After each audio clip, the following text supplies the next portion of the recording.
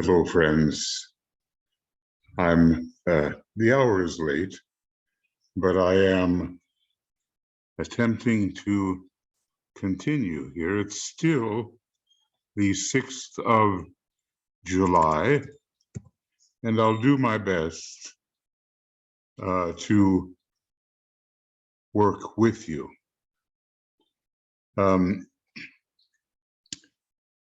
Carrying on with program number 7 in this rather awkward abbreviation that I have called Discipleship in the New Age, Volume 1, Section 1, Video Commentary.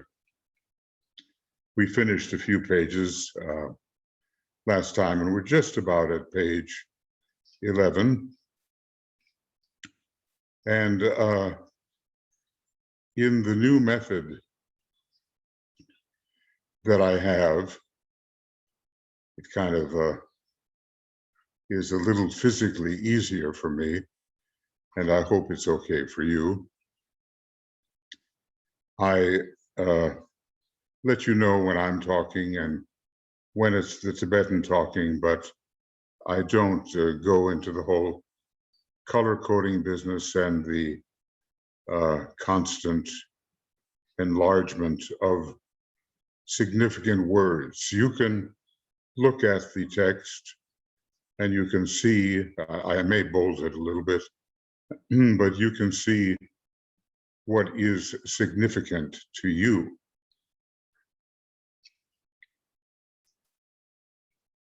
And let's just say what the Tibetan has written is absolutely full of deep significance.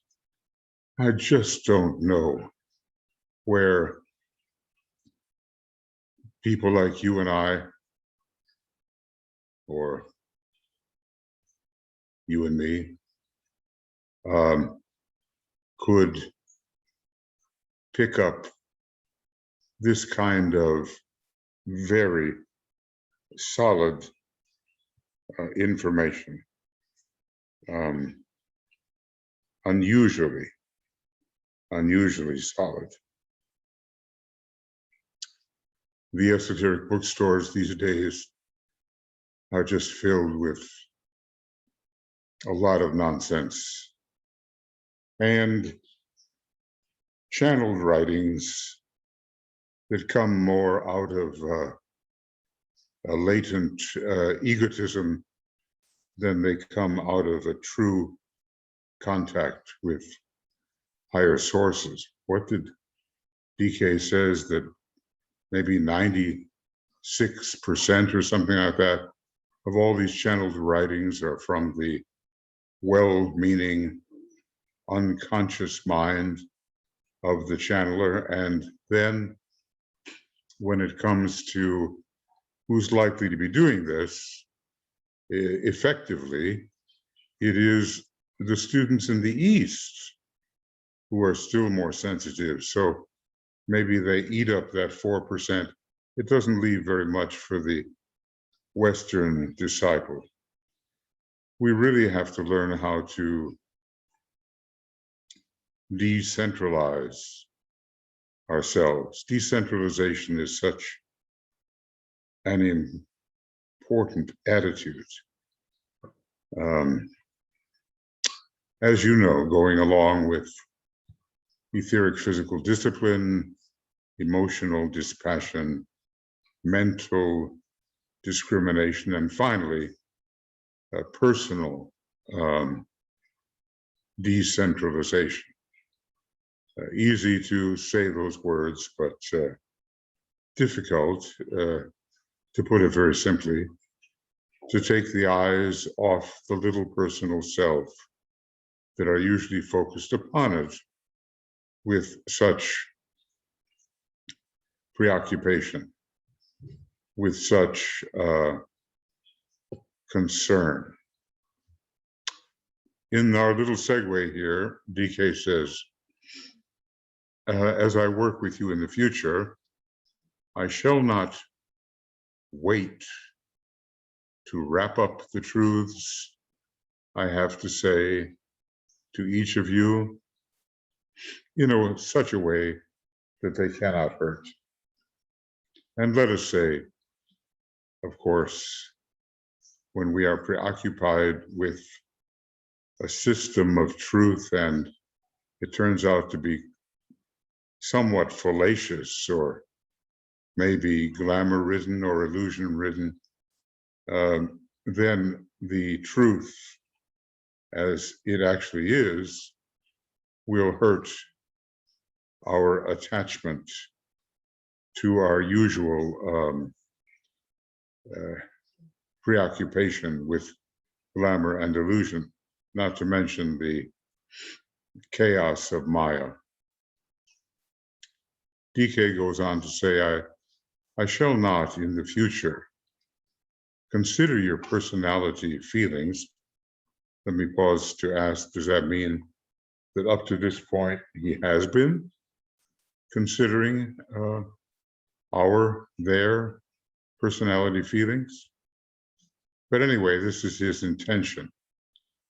I shall not in the future consider your personality feelings and reactions, because I count upon the sincerity of your purpose. So let us say that a sincere purpose can override much that one is usually attached to regarding one's personality feelings. Purpose triumphs. The purpose over the purpose from the angel of the presence triumphs over the usual hypersensitive personality reactions. Well, a lot of the students did have them, and some of them reacted in a very personal manner, so much so that they almost invalidated or did invalidate their usefulness to the group. I'm remembering one letter, I forget to whom it was, and it begins something like this: my brother, you have reacted so very personally to what I've said. That was the idea, you see. Now, obviously, DK's ideas here were of a high caliber, and he really didn't want to fuss around with attention to the personality. But as time went on, he did find that he had to address the personality and its obstructiveness often. And occasionally he would compliment the individual, which is always more dangerous than to point out a flaw, because sometimes you compliment the individual on what they've done and suddenly they develop a big head, and the next thing you know, they're working in a way that is contrary to the group good. There was a man, maybe he was from California, and he kind of looked on at AAB's deteriorating physical condition, and he simply wanted to replace her. And he wanted to change the Tibetans' words and do a lot of things which diluted the Tibetans' message. Well, this was the very same individual that the Tibetan noted in the following way, something like this: "You remind me of myself when I was preparing for the third initiation." Now, that would have been a very significant statement and very orienting for this individual. And maybe it was, but he took it too far and started to be ambitious for the role he could play after AAB passed away physically. And that wasn't at all what the Tibetan had in mind. Well, anyway, we came to the point here that we did a short program, program 6, and this will also be a relatively short program. Program 7, it's still here in Finland anyway, the 6th of July, and we're beginning, we'll be coming up to quite a new section in Dina Volume 1, Section 1, video commentary. So let's see what DK says. And I hope that you can follow the difference. Well, of course, I think you can, between when I'm reading Master DK's text and then when I'm elaborating on it. And in case that would look difficult to do, I try to be as clear as I can be about when I'm doing which. So DK goes on here. It is perhaps wise to remember here that as a general rule, this is really interesting, no one believes what others may tell him, no matter how apparent the truth or how much the person may protest that he accepts that truth. Now that's quite a statement, wouldn't you say? I mean, many of us say we believe the master who has proved himself has spoken, and we believe. But DK says that underneath it all, no, you don't really believe unless you've proven it to yourself. So he goes on to say, only those truths which are wrought out individually in the crucible of experience really penetrate into the living consciousness and bear fruit. So the crucible of experience is the key to really embracing a truth. And that's why occultism, of course, is much more than a system of belief. It's a system of practical experimentation in which we do establish something we believe because we've worked through it and it's part of our experience.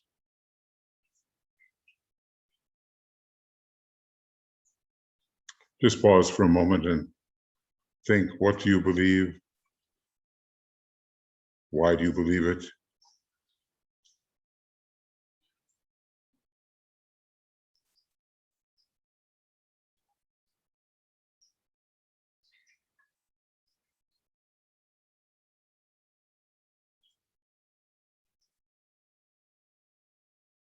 I guess I would say it turns out that It's a very radical statement. It's like saying you say you believe, but you don't really believe. It's a bit like that extract that from the Tibetan that begins so many of the books. The idea is that when the intuition speaks and one fully realizes the truth of something, then one establishes that truth as part of one's customary perception, one's customary attitude, but not just to believe it because a teacher may have said it or a deva perhaps may have inspired it. No, it has to sink in and be inwardly confirmed by that part of us that is intuitive and which says, this I know. Going on, he goes on.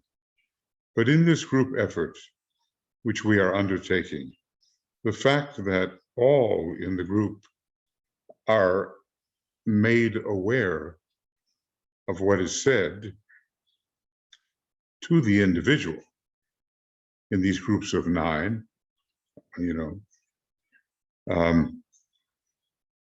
the fact that everybody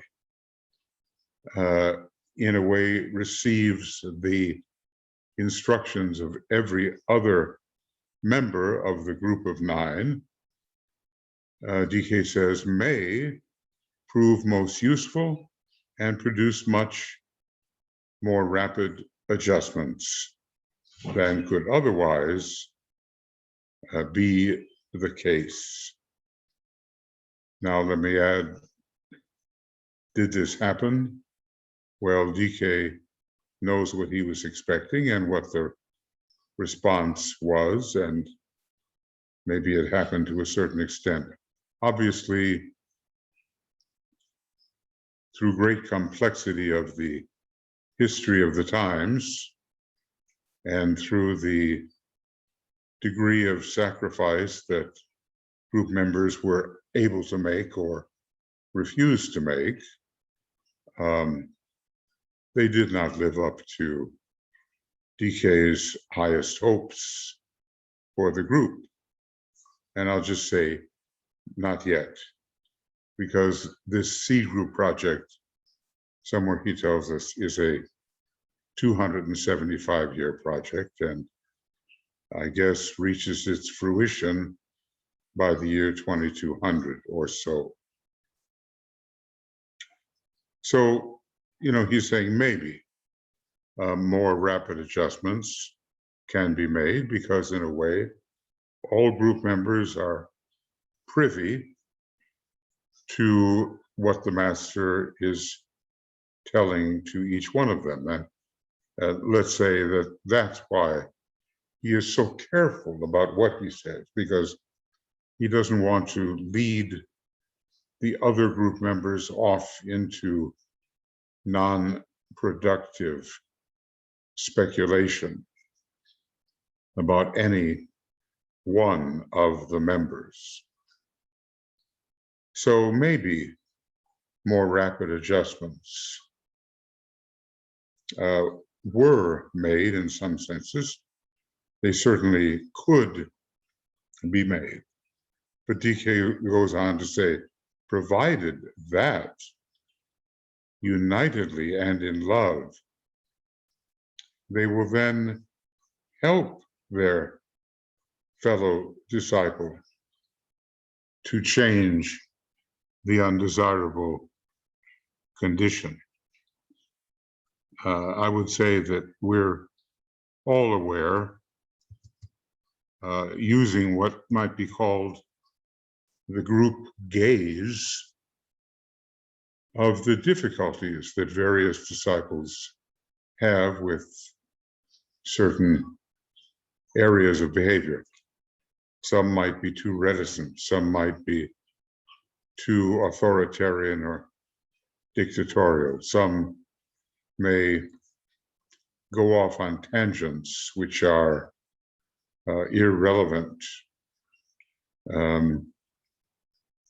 There are many liabilities, and the group gaze at length reveals them. But of course, when the revelation comes, we don't fall into that third-rate habit of criticism, usually destructive criticism, which is so destructive to the group loving integrity,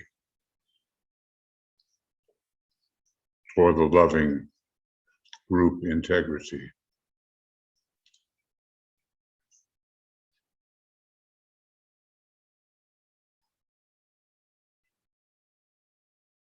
We begin with the will to love, but that,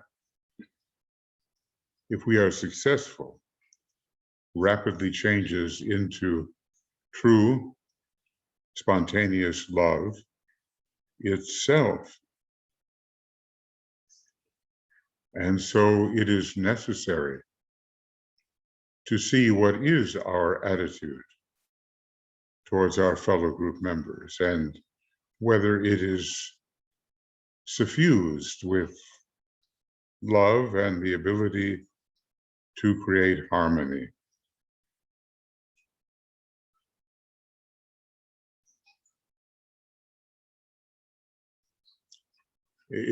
That attitude is not far away, but it is subtle and perhaps not easy to achieve for certain ray types. So DK goes on and says, I count on one thing only, my brothers, and that is your deep sincerity. You know, this is what makes it possible for him to work with these people. They have, and would be with us, we have so many flaws, but if we are truly sincere, the sincerity will overcome the flaws. I'm thinking about that ray 3, from which criticism arises, but I'm also thinking of DK's analysis, which reveals that a positive quality of sincerity can be found in the third ray also. And it means, of course, that we're not faking it, and we truly do want the kind of progress that will come if we follow the instructions correctly. DK goes on, it is not a negative thing, as some claim, to point out a fault or error. As a matter of fact, it's a question of, let's call it, analysis within the field of loving inclusiveness. DK is often saying, let me help you analyze your situation for yourself. So repeating, it is not a negative thing, as some claim, to point out a fault or error. As a matter of fact, it can be a great corrective and save the individual from far worse disaster. Going on, he says, as the clear light of the soul pours in, let us say, devoid of glamour and illusion and not subject to the chaos of the ever speculative lower mind, what Master Moria calls the cerebral sinuosity of the mind. What a word. That's not the light of the soul. So repeating, as the clear light of the soul pours in, it reveals the personality for what it is. And I want to say that can be a hard experience because one's foibles, one's mistaken tendencies, one's glamours and illusions and chaotic thinking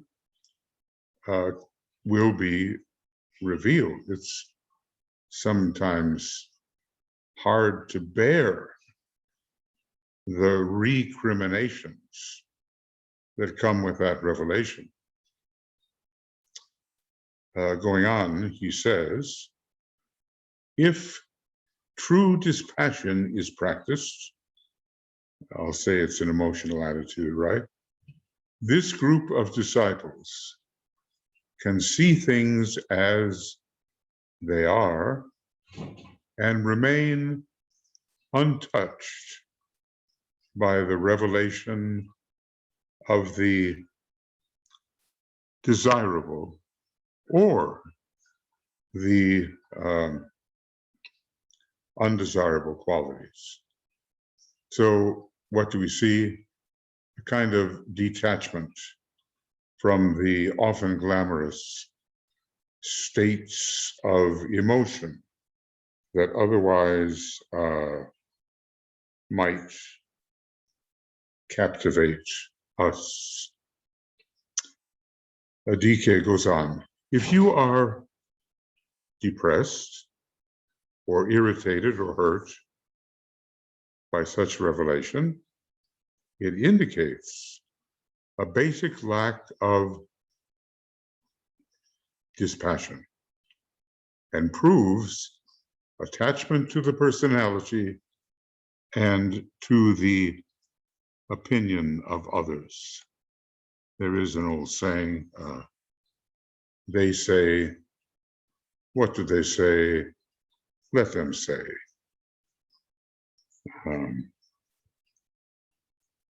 And by that kind of mantra, one learns to live in a dispassionate manner.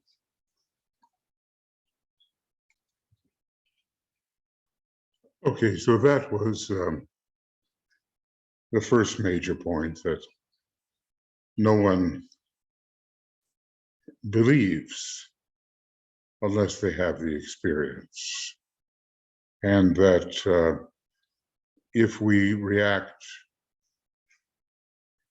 negatively through depression, irritation, hurt feelings, etc., to the revelations, to the straightforward revelations of the Master, then it just indicates to us that we are not succeeding in a dispassionate attitude, which is certainly necessary to help rid ourselves of prevailing glamours, and that we are just too attached to the instrument, to the personality, and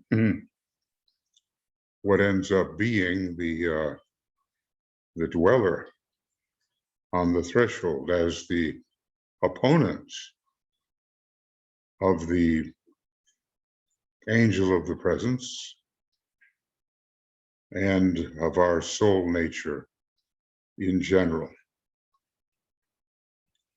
well, we have to be ready for disclosure. We will be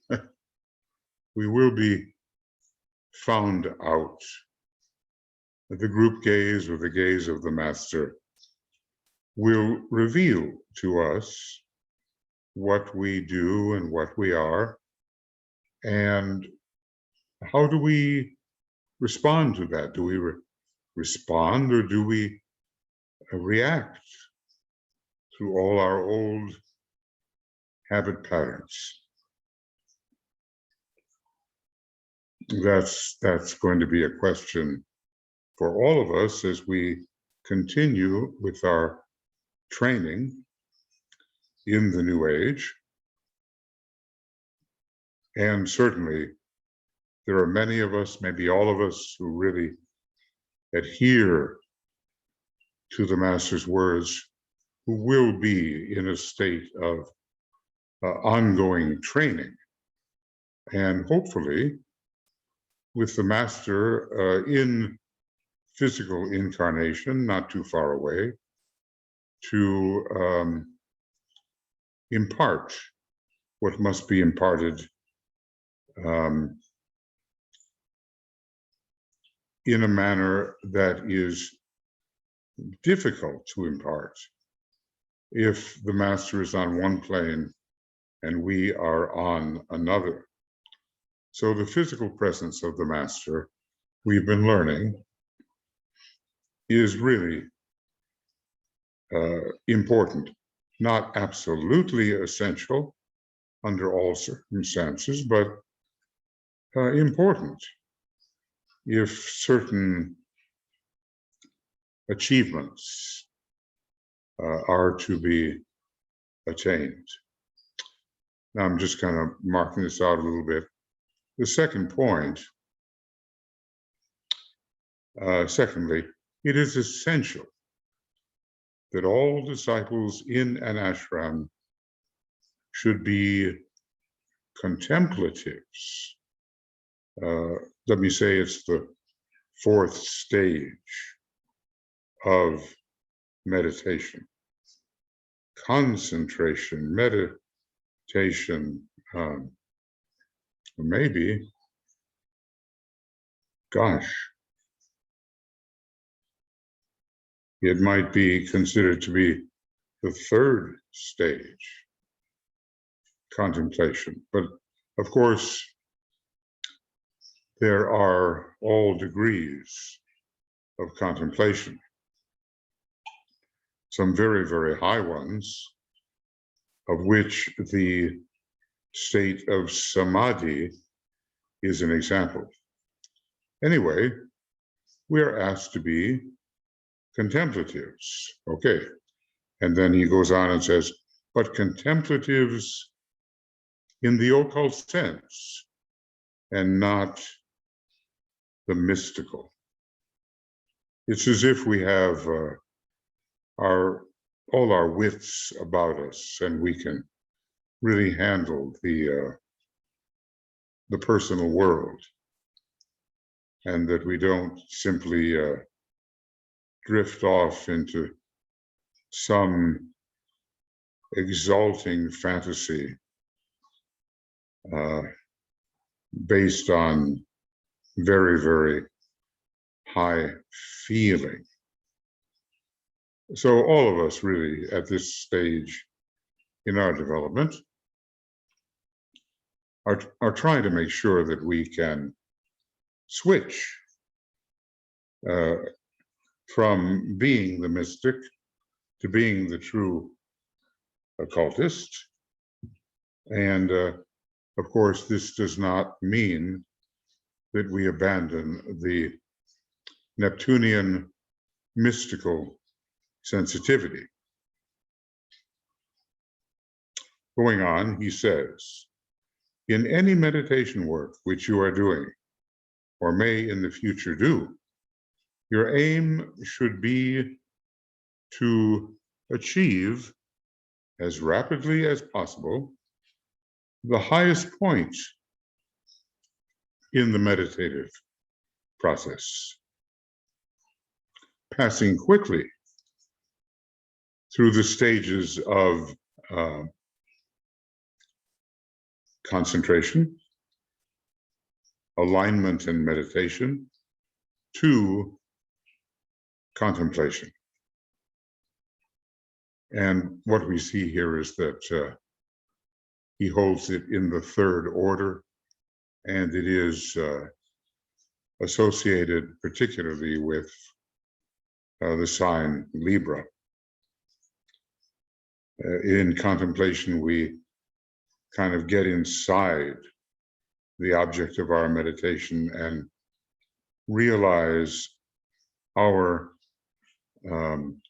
oneness with that upon which we are meditating. So, you know, we're supposed to be contemplatives, but probably not so many of us yet are that.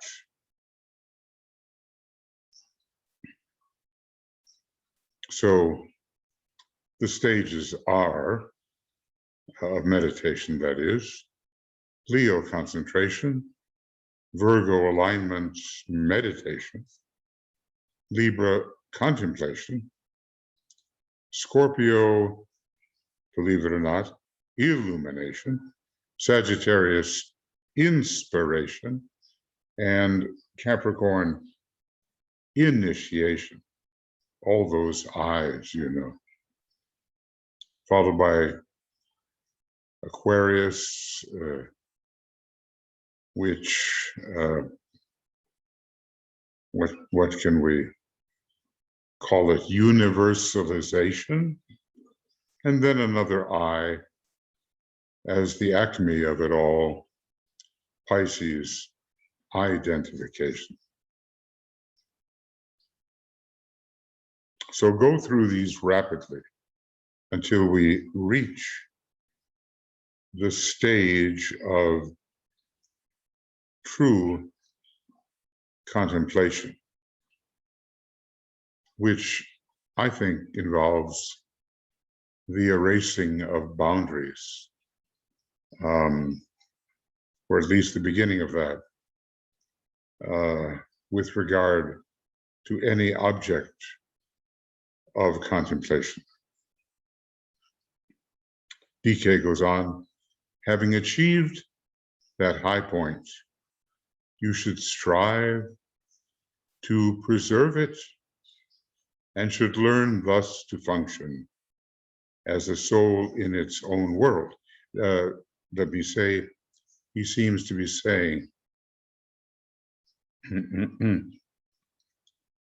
that the soul is a contemplative, and that to truly be a contemplative, we have to slip into identification as a soul. And now how many of us succeed in preserving this? I imagine we all have some work to do. So repeating, having achieved that high point of contemplation, you should strive to preserve it and should learn thus to function as a soul in its own world. And let me say, that would mean really successful meditation. In the beginning of Letters on Occult Meditation, he basically says, you're not succeeding in your meditation because you are not meditating within the egoic lotus or causal body. You're meditating maybe as a high-grade, aspiring personality, but there is a difference between meditating that way and meditating as the soul. So repeating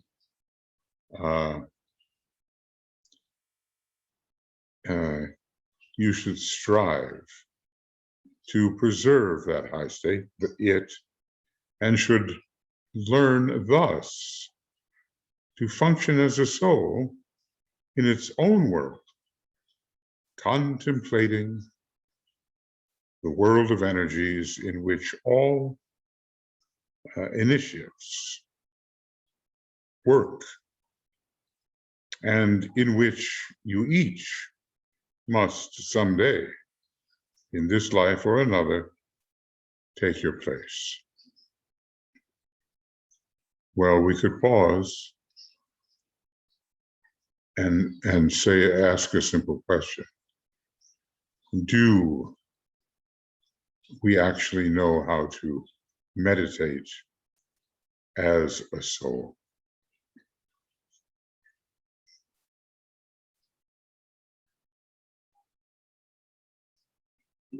Or are we merely striving as a high-grade personality towards the possibility of soul consciousness?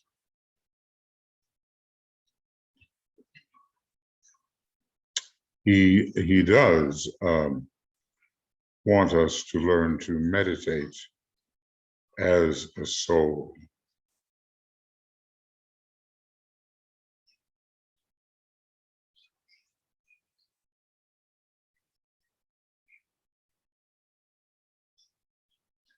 And we will know when that eventuates, when that clicks in,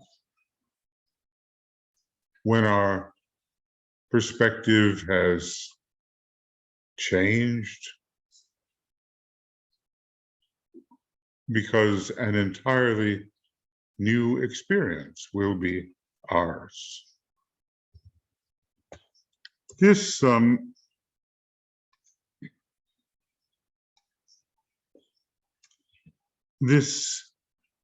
status, if I may call it by such a name, must be carefully striven for, accurately observed, when in any way attained, and an exact record of impression kept. So let us say that that's a question of maintaining one's spiritual diary in a way that is a record of the kinds of higher experiences that may have come to us, and under what circumstances.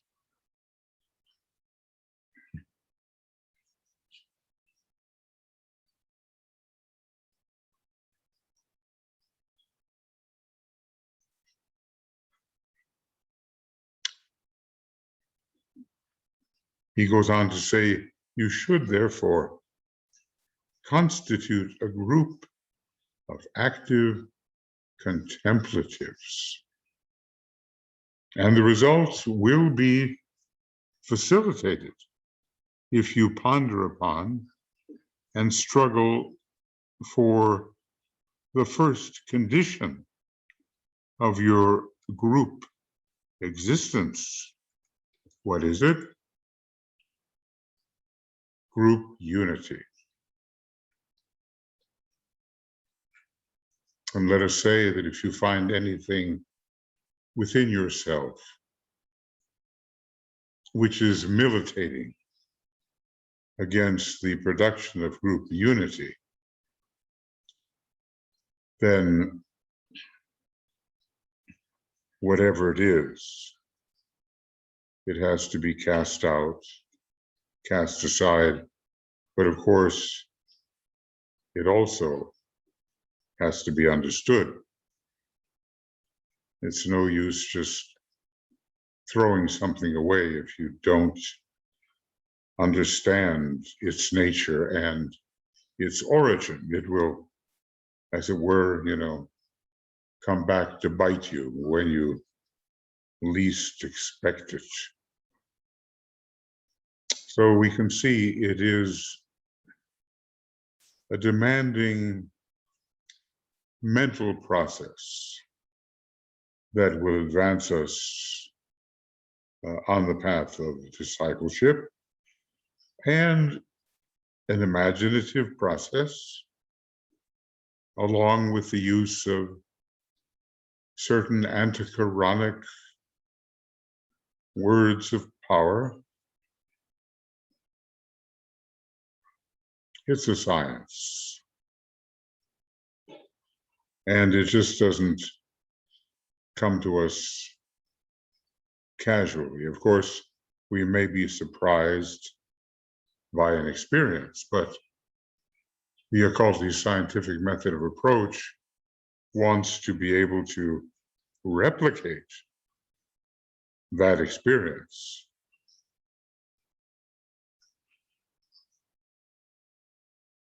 And that would make our internal life far more secure. Now we have just a little bit more in this section.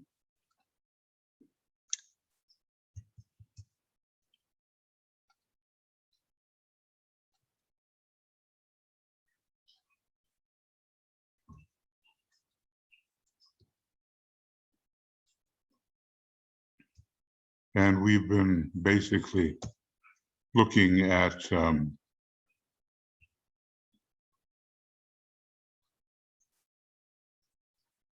some of the things we have to keep in mind and some of the things we have to do as ever more progressive members of the group, a group of active contemplatives. Now, even becoming a contemplative in one's own right is not easy.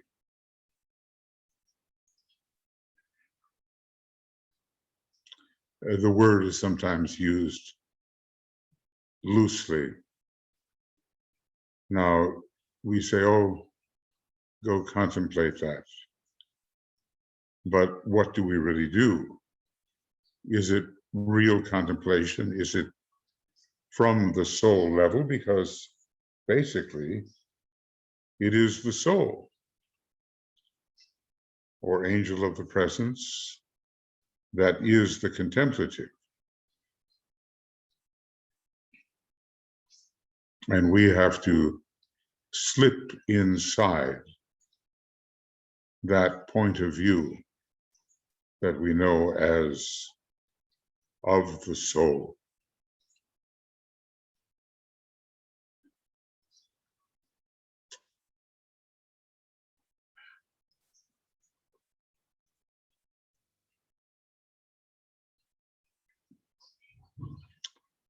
So the fundamental here is basically group unity, which it says, DK says, this group unity, which will have its roots in united group meditation. I'll add that how important it is that under a particular purpose, the group meditate together, thus producing cohesion, unity, harmony, coherence, the law of coherence, a second ray systemic law. But if a group meditates together, which doesn't necessarily mean all of them at the same time and in the same place, then that group will come closer to producing the desirable unity. So repeating, DK says, this group unity which will have its roots in united group meditation or in the contemplative life, wherein the soul knows itself to be one with all other souls, must work out in some form of group activity. Let me say that it's good to be able to accomplish the unity, but what do you do with it? And it's meant to be applied. It's meant to facilitate application in service. And of course, we're asked to be contemplatives of the modern kind, which means that we are not rather uselessly stuck in the contemplation, but we manage to bring down into serviceful application the fruits of our contemplative attitude. Now, have we succeeded in doing that?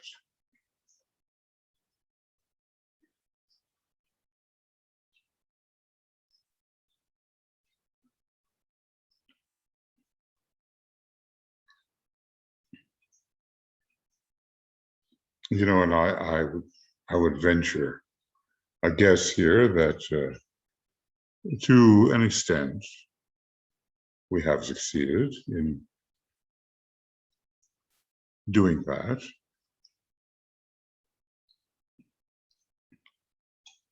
But only to a certain extent. Obviously, every one of us knows that we could be a better server, and we could more greatly facilitate the serving capacity of the groups with which we are affiliated.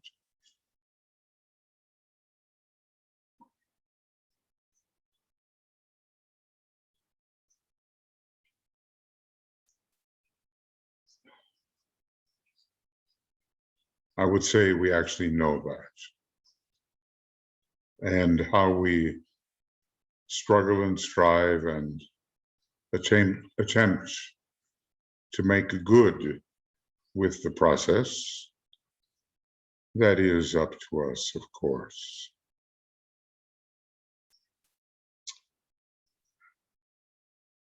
So, yes, this must work out. This group unity, this contemplative group life must work out in group activity, in service. And Master DK had this very well planned.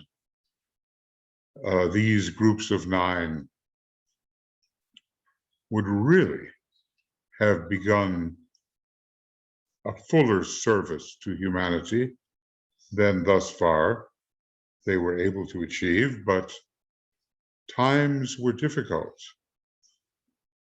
Sacrifice was not sufficient, and the World War, the second part of it, was threatening to emerge and did emerge. And so for a time,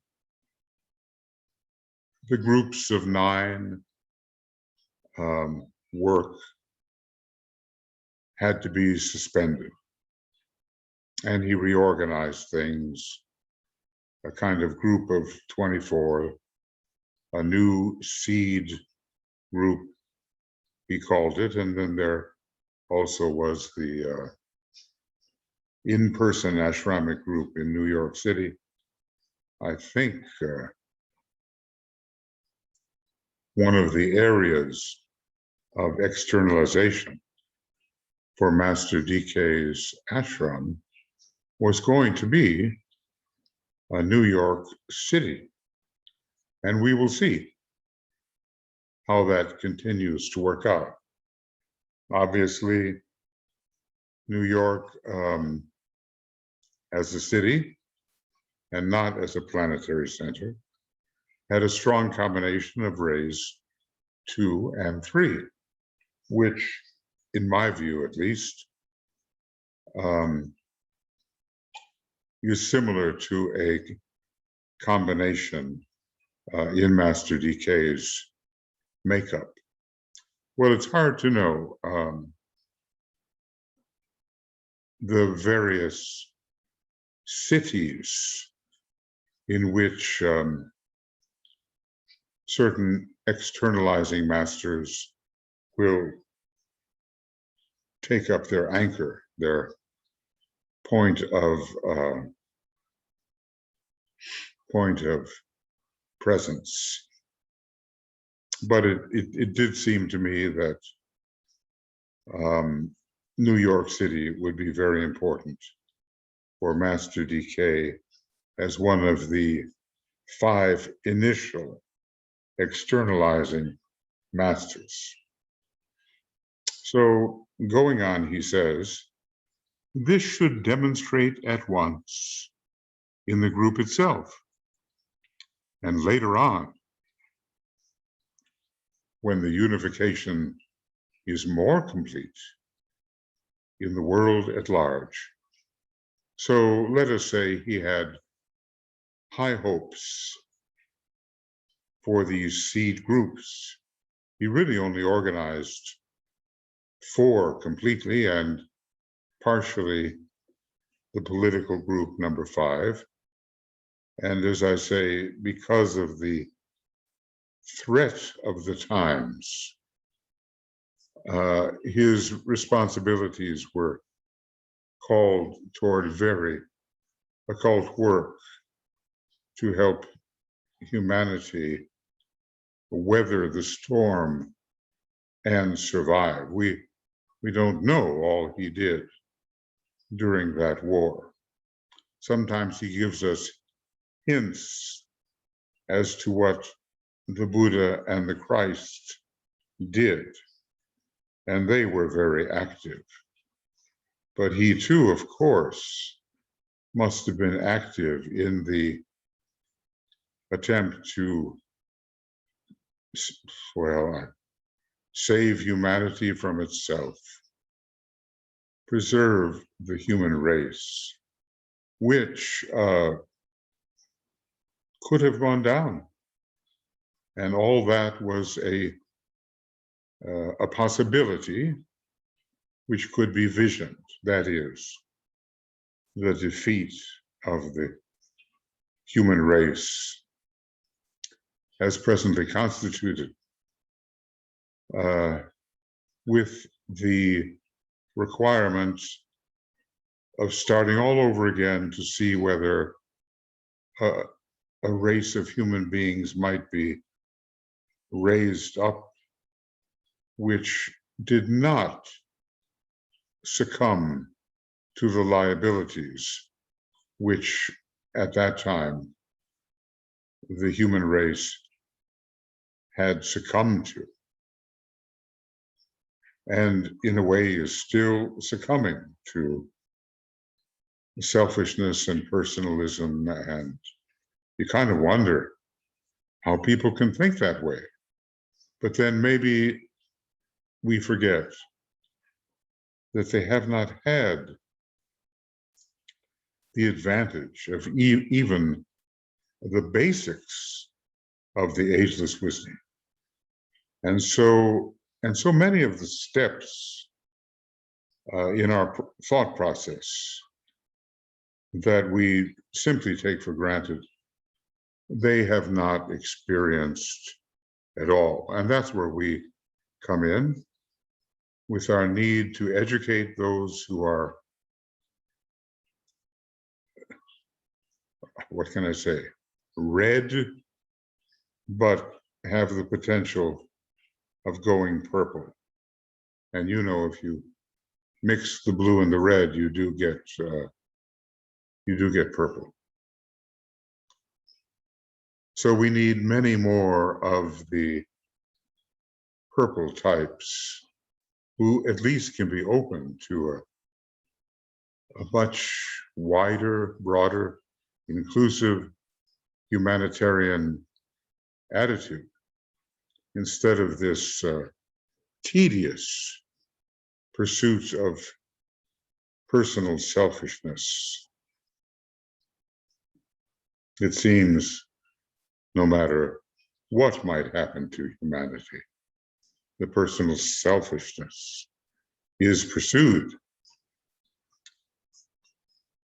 So repeating then, this group activity, this should demonstrate at once in the group itself and later on, when the unification is more complete, that is, let me say, within the group, in the world at large.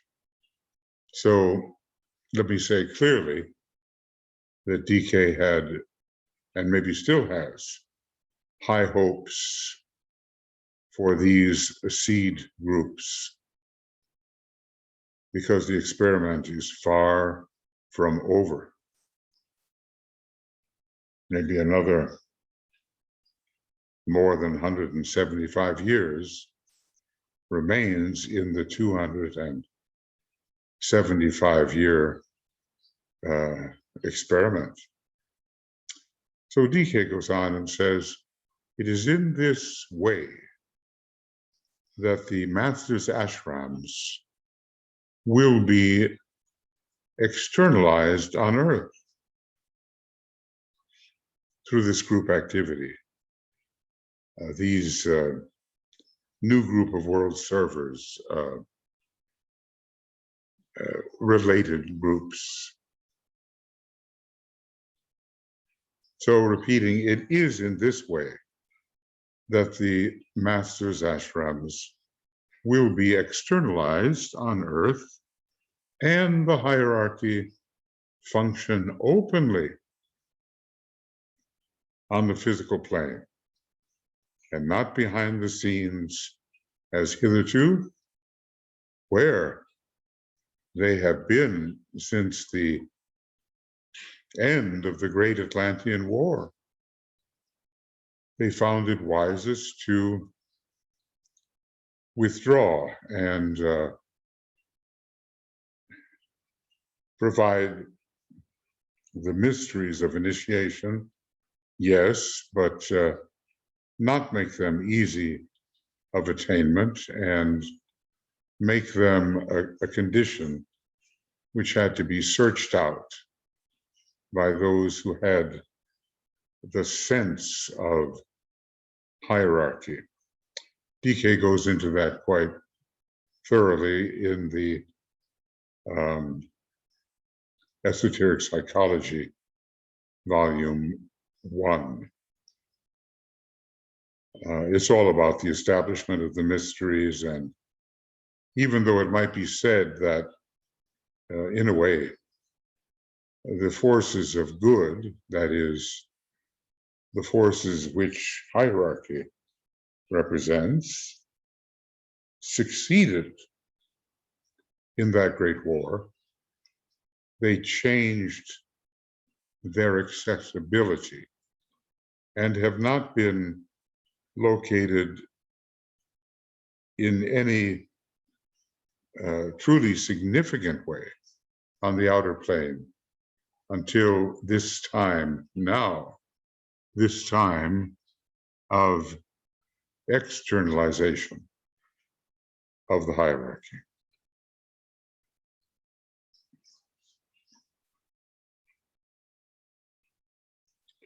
So just imagine the hierarchy is no longer behind the scenes. Just imagine.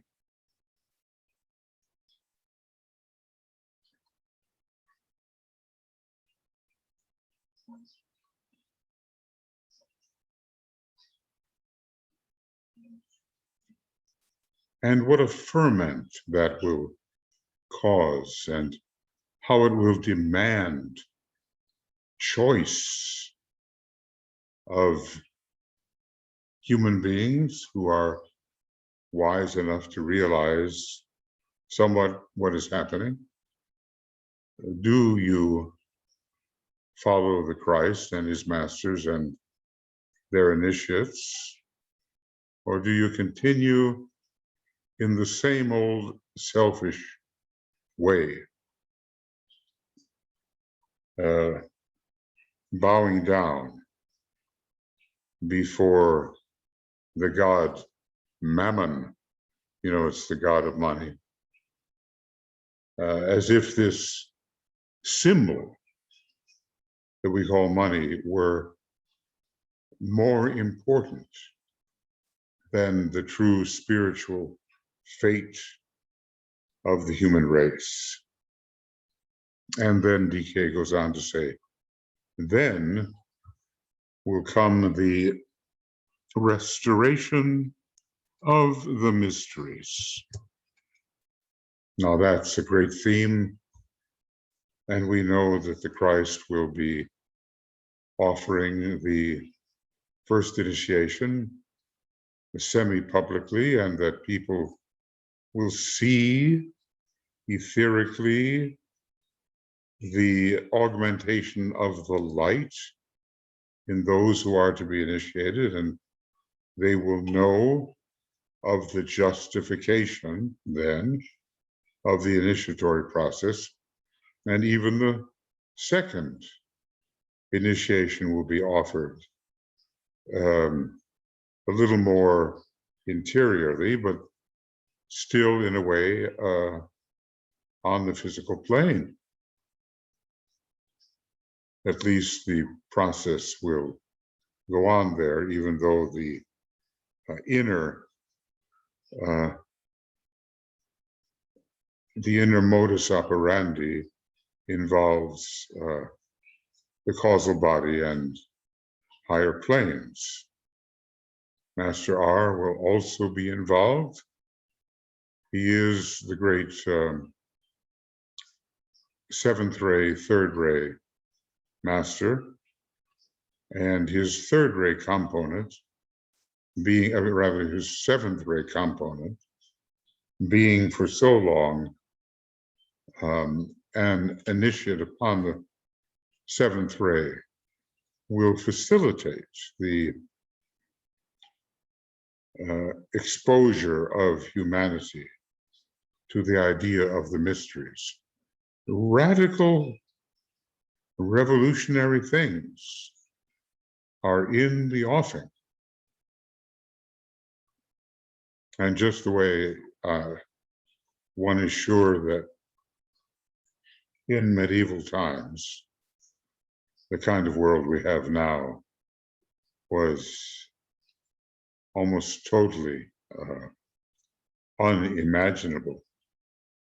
And even more recently, our present world would have been to most completely unimaginable.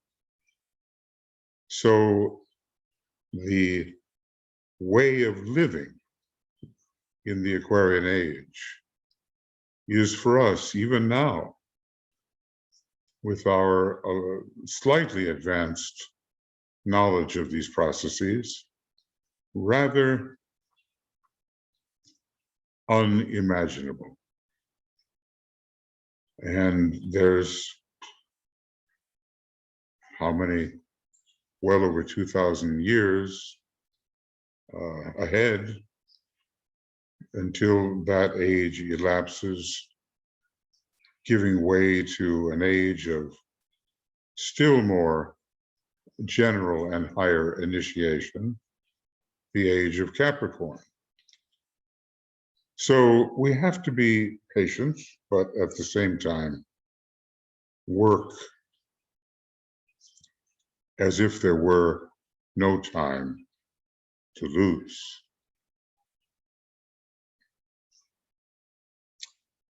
Well, friends, I don't see the value in going on to part 2 of this section 1 in Dinah, Volume 1, until the next time.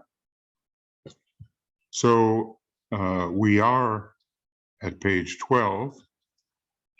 Maybe it's not looking like so much progress, but if we can think deeply about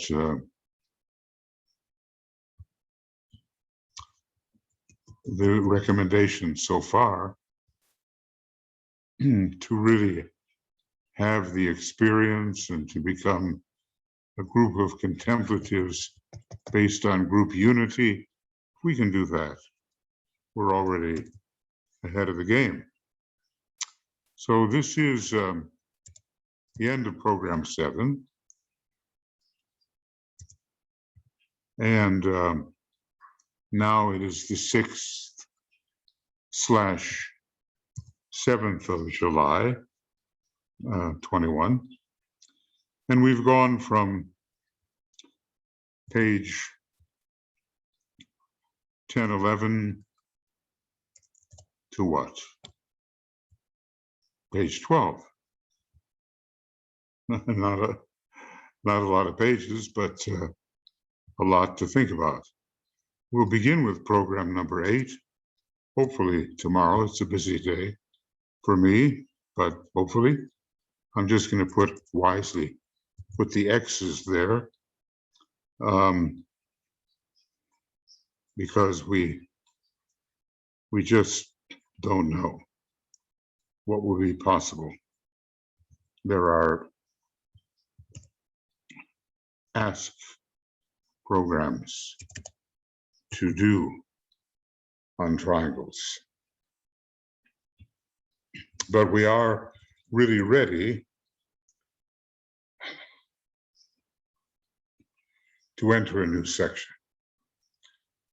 And I'll try to keep, what shall I say, plugging along here, so that there can be made available to you yet another way of using Master DK's words in this very important section, and maybe some illumination from the links that I try to make, or which come to me as I am reading his words.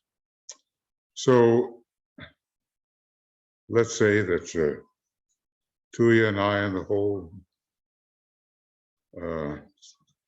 team of communicators wish you love and many blessings and profound study and deepening meditation and the wisdom to know how to apply what it is that the Master is attempting to teach. We could read just superficially, but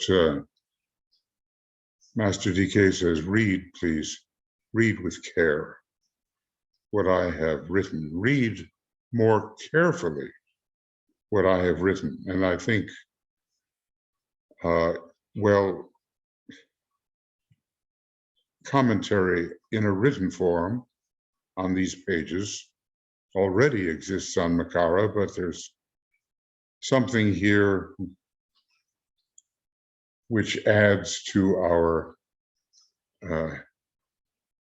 careful attention and maybe inspiration to apply what it is we're learning about, okay?